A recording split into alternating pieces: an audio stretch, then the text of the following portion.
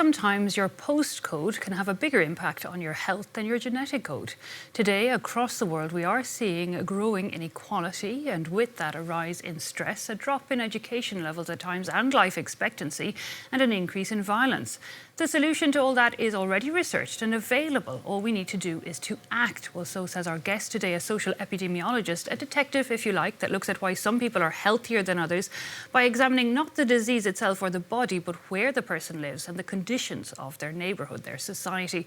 Kate Pickett, welcome to the show. Your new book, The Good Society, is just coming out. It says we already have the knowledge, we have the solution to make the lives of most people far, far better, but we're missing the action. We're not actually doing it. Can I start by asking you why we wouldn't do that?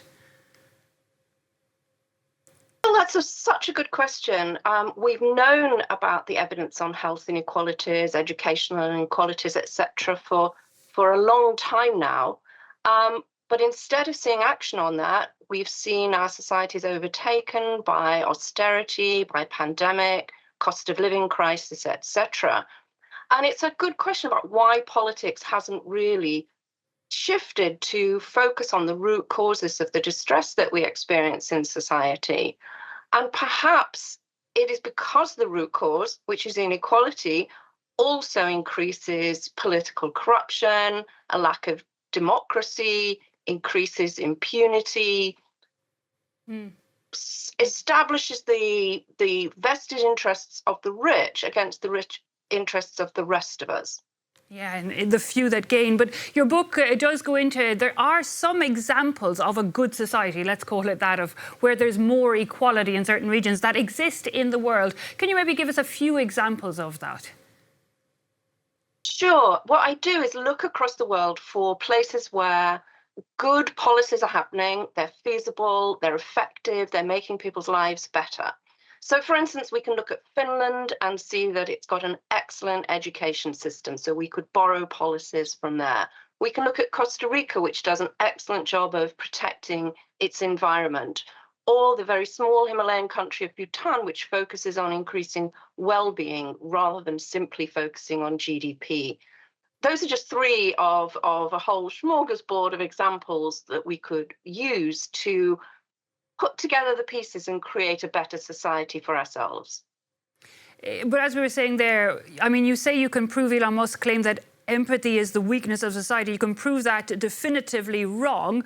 But the question is, how do we get the billionaires or those in power to accept coming down to that more equal level? Well, I think it's highly unlikely that they will accept. And so it's up to the rest of us to try and do something about that. And one of the things that I call for in my new book is for an increase in deliberative democracy, things like citizens' assembly and participatory budgeting, so that we could actually collectively choose the policies that we might want to create a better society. And that might include things like taxing wealth, or implementing a universal basic income. So I don't think we can expect the billionaires to hand us those sorts of things on a platter, but we could put in place the sorts of processes and institutions that would allow all of us to have a voice in creating that good society. I have to say, one thing that struck me is perhaps how, as an average person, we may be unaware of the impact an unequal society has on us, especially if we are relatively well off. But when you read about, the impact comparison society has on all of us, the amount of stress it leads to, maybe you could explain that to us. Sure, and of course that's why I wrote the book, because it's no good if that evidence just sits in academic journals and is unknown by the public. But greater inequality creates higher levels of anxiety about status, higher levels of relative poverty, more problems of chronic stress. And so our physical and our mental health are affected every single day of our lives, whether or not we're aware of it. So just living in a more unequal society is living in a toxic environment. Indeed, it's another case, it feels, of where we're being but controlled again by the consumerism and that capitalist society, buying things to eke out to be similar to the others. And also I think of our technology and how that increasingly isolates us, I guess, in this world. Yeah, and I think you've put your finger on two very important things. One is the consumerism that's driven by inequality, which is bad for the planet as well as for our own mental health and well-being, but also the ways in which inequality divides us from one another. And so we don't have the social connectedness that is so positive for health and well-being. So inequality is damaging us on so many different levels. The last time we saw maybe this a very abrupt turn towards more solidarity, when we saw the NHS, come to the fore in the United Kingdom, for example, was after the wars. I mean, will it take something like that to shock us into going back to more solidarity and equality?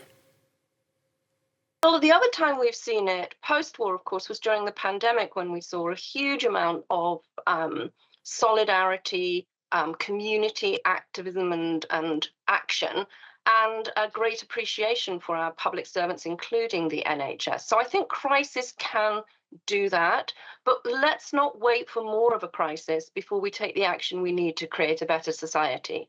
And before we leave you, can you tell us a little bit about the veil of ignorance again? Because I think that brings it home quite clearly, the whole premise of the book. Sure, the veil of ignorance is Rawls, the philosopher's game, if you will, where he said, try and imagine a society, try and create a society, design a society when you don't know what your position in it would be. You wouldn't know whether you were going to be young or old, male or female, rich or poor, clever or not. You would not, in those conditions, design a society as unequal as the one we've got. You would probably, almost all of us, would design a society with more equality, with more fairness, with more justice, because we wouldn't know where we would be placed in that society. So I think it's a really useful exercise to help us think about the sort of society we would like to create for ourselves, our children, and our grandchildren. Indeed, and once again, questioning why we compare so much and so harshly sometimes. Kate Pickett, we'll have to leave it there, but thanks so much for joining us here on France 24. The Good Society being released now.